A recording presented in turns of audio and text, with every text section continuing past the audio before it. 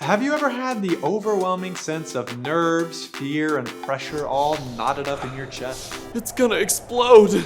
Welcome to the joy of anxiety. Maybe you're worried about the big game. Or asking that girl out. Or hearing a climate alarmist tell you the Earth will be gone in 12 years. So what are you gonna get your degree in? Well, we're all gonna die in 12 years anyways.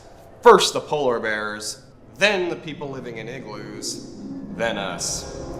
But yeah, gender studies. No need to panic, people have been saying that for decades. But seriously, whatever the reason, big or small, anxiety plagues us all. And it can make your life miserable if you don't know how to deal with it. Fortunately, you can take control and put anxiety on the bench. So today we give you 7 tips on how to deal with anxiety. Number 1, take a breath. When you feel anxious, start by taking a nice deep inhale. While you inhale, in your mind count to 3. Then hold your breath at the top for a quick beat and begin a nice easy exhale through your mouth.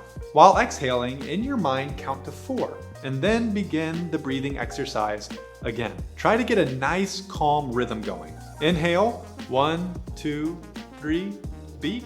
Exhale, 1, 2, 3, 4. After a few cycles, begin to notice your lungs. Feel them fill up with air and then release. The inhale gives you oxygen, which is fuel for your brain and blood. The exhale then releases carbon dioxide from your body. Now stand up tall to make breathing even more effective. It's easy to ball up when you're feeling anxiety. Your shoulders raise, your back rounds, and you lean forward. This restricts your breathing, which makes your anxiety worse. And on top of that, your body language is telling your brain, Things are out of control, and I can't handle it. not exactly something you want your body telling your brain. When you sit or stand tall, with your shoulders back and your head up, especially with your palms facing upward, it tells your brain, I have power over my situation, and I'm ready to take on the world. seems crazy, but the next time you're anxious, try it. Number 2, keep yourself fed. Just like not eating makes you hangry, it also makes you anxious. When you don't eat, your blood sugar drops and makes you feel desperate. It's good to have healthy snacks close by to keep you from having a sugar crash. Also, drinking water is just as important. When you're thirsty, your body starts crying out for help, and it makes you feel uneasy. Most people's go-to move when they're thirsty is to buy a caffeinated beverage like coffee or Coke. It feels good for about 5 seconds, but it doesn't really hydrate you. And the caffeine heightens your anxiety. So when you're feeling thirsty, first grab water, then grab a coffee. Just make it decaf. Number 3, take a walk.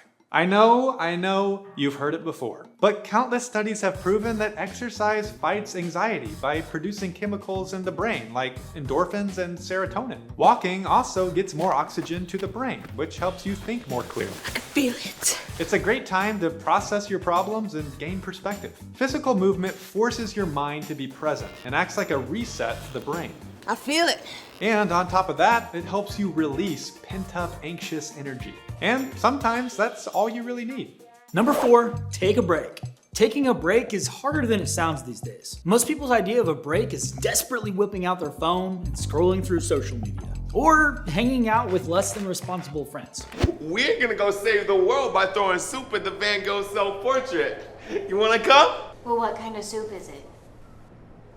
The key to a good break is getting away from things that create anxiety. Constant social media and partying overloads your brain with stimuli and keeps you from ever truly processing life. You need to allow yourself to give your mind a break and rejuvenate.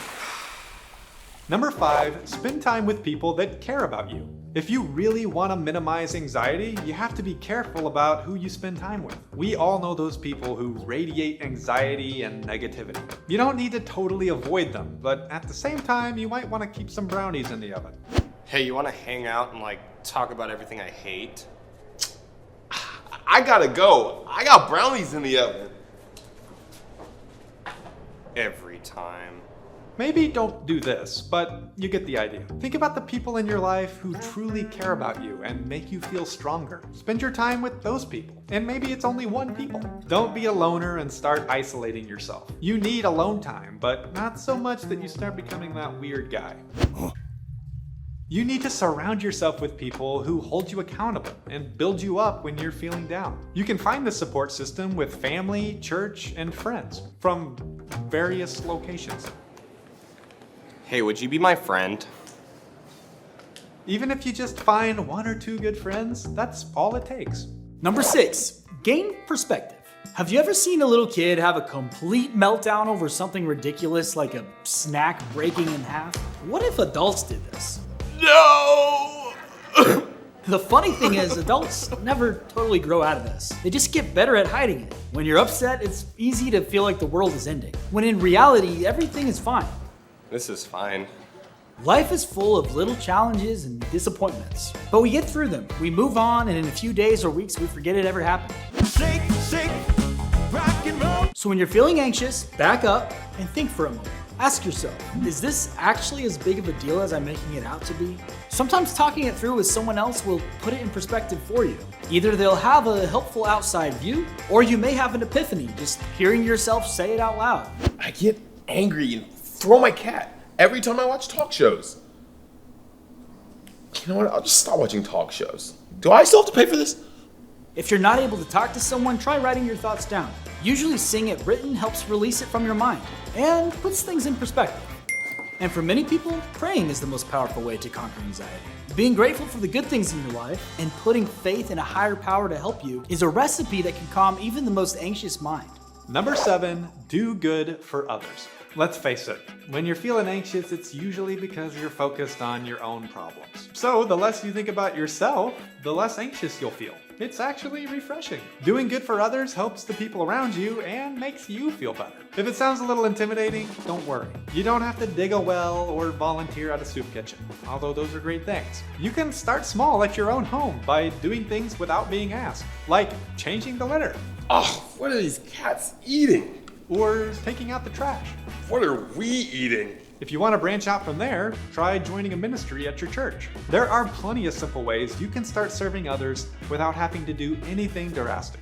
In conclusion, anxiety is a real force in all of our lives. Like family reunions and fruitcake, it'll always be around. But there's no reason it has to defeat you. So let's recap how to deal with anxiety. Number 1, take a breath, stand tall.